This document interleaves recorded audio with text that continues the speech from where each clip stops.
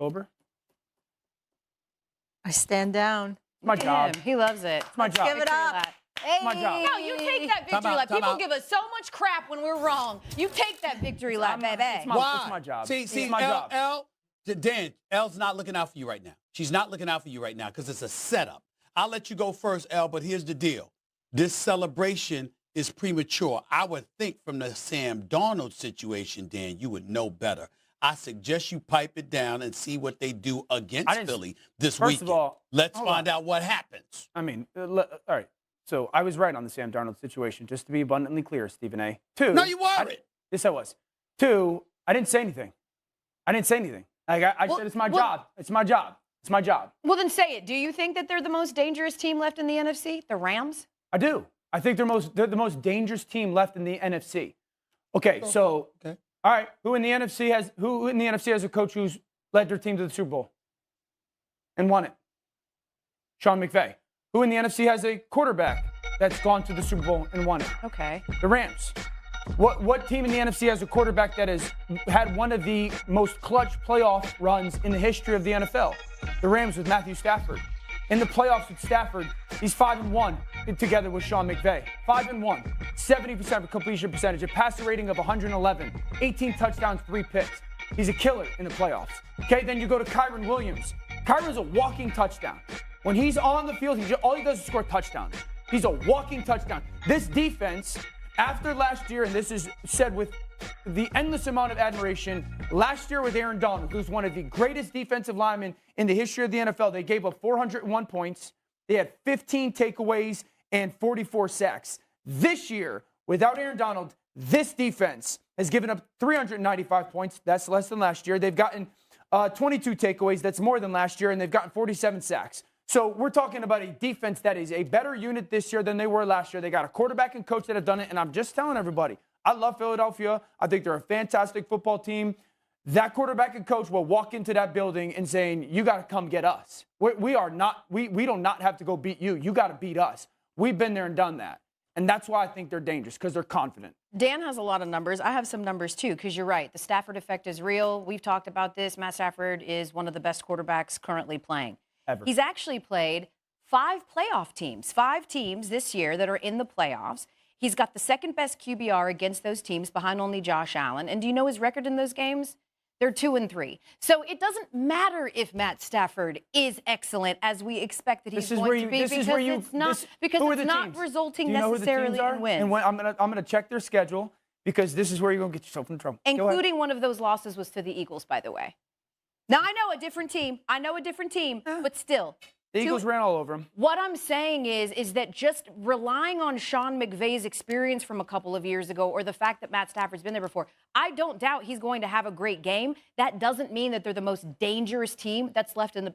When you say danger, right? Maybe it's a team that people didn't see coming, or you're not exactly sure what you're going to get. How is that not the Commanders then? You think that the Commanders are more dangerous than the Rams? How are they not more dangerous? Because they're not as good. Okay. They're not as good of a team as much as I like. And as much experience. Yeah, Dan Quinn and Jayden, he's still a rookie. They don't have. That doesn't make you dangerous, though? They don't know. You don't know. He's already done things that we've never seen rookie quarterbacks done, and most people at this network did not pick them to come out of Tampa Bay, myself included. All I'm saying is when you're talking about dangerous, which usually alludes to a team that you don't see coming. Maybe it's not that team that you mentioned that has all of this postseason experience and one of the best quarterbacks already playing. I get it. Well, I did pick them to beat the Buccaneers, and it happened. I'm sorry. I did pick them to win the last playoff game. You got one right. That's number one. 95% right. Once again, you disappeared for a week or so when I was right a couple other times this season. So it is what it is. I'm not saying that one week he was like 15 for 15. Yeah, you missed all. I'm on the network 6 days a week, but somehow I disappeared for a week. Well, I'm talking about from me, because I'm on the air too. You certainly ain't on the air more than me, but yet somehow, some way I couldn't find you. Are we going to debate that? Let's just go. Here's the point. We can debate it. Here's the deal. Ain't no debate. Here's the bottom line, though. You're right about what you're saying about the Rams. My issue with you is deferring back to the sound from months ago where you're talking about they can win it all. And I'm saying to you, that hasn't been proven yet. This is the test right here. Last time we saw the Rams against Philadelphia, they gave up 255 yards rushing to Saquon Barkley, 302 scrimmage yards. They got boat race. We're looking at an offensive line that ran roughshod over them. We're looking at a Los Angeles Rams squad. Again, you got Kupp, you got Higsby, you got Nakua. You want to see what they're going to do. But what are you going to do against that elite Philadelphia Eagles defense led by Vic Fangio? Those are the kind of questions that we have. So I'm looking at the numbers that you pointed out about Matthew Stafford. I think he's like 5-1 in this postseason since he's been a Los Angeles Ram. We know McVay ain't even 40 yet, but he got 2 Super Bowl appearances, 1 Super Bowl title. We know what Nakua can do, etc. But in the end, when you're going up against this Philadelphia Eagles team on the road, and I'm told it's going to be pretty cold. You know how I feel about that. Molly knows how I feel about that. Look, when you are accustomed to playing in warm weather, and you got to go to a cold weather city, 99% of the time you going down. You just going down. That's just how it goes. And I'm going to watch the weather report because that's going to tell me a lot about what the hell's going to happen Sunday. 99% of the time, is that a real stat, or did you just also make that one up too? No. That's not a real stat. That's not a real stat. But I'm just every time I've seen a warm weather team going to a cold weather city, when it's really, really cold. He's talking about you, Miami. He's talking about you, Dolphins. That's the masses.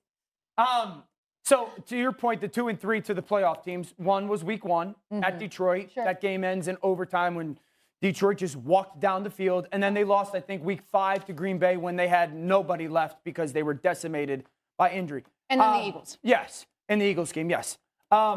This game, honestly, I feel the same way about this game that I do Buffalo and Baltimore. I think one of those games, the road team wins.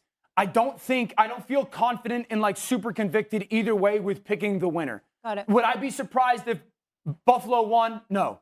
Would I be surprised if Baltimore won? No. Would I be surprised if the Rams won? Nope. Would I be surprised if Philly? I think Let me ask you this. These games with that are close. one, if it came down to the quarterback with LA and Philly, you're taking Matthew Stafford.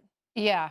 Me too. Yeah, of course I am. Me too. Me too. Yeah. Do you trust Jalen's arm? No, I don't. Not to win the game, and I don't. Like, that's not even just like my opinion or conjecture. That's literal history. Jalen passing yards when they win, 150 yards, 130 yards, 120 yards. When they lose, 304 yards, 258. If this falls on Jalen Hurts' arm, the Eagles are going to lose a game. Yeah, I also think just because of the way that the defensive line for LA, like Philadelphia's offensive line is big, it's physical, it's tough, it's nasty, it's violent, it brings the fight to you. LA's defensive line is big, it's physical, it's nasty, it's tough, it's violent, it brings the fight to you. So I think this is the best defensive line that Philly has seen, and no question about it, they ran all over that defense last time. I think if you're the Rams, you got to treat Saquon like you would treat a Derrick Henry. You have to get him to the backfield. And as much as I love it, this offensive line in Philly has had some cracks over the past couple weeks. I do think there's some matchups that you can get if you're LA. I believe it's a great game. I really do. But I think if you're forcing Philadelphia to beat you through the air, that's advantage LA. All right. You know, we were talking about that yesterday, and I basically said that, you know, there was questions about believing in Jalen Hurts, and they tried to make it about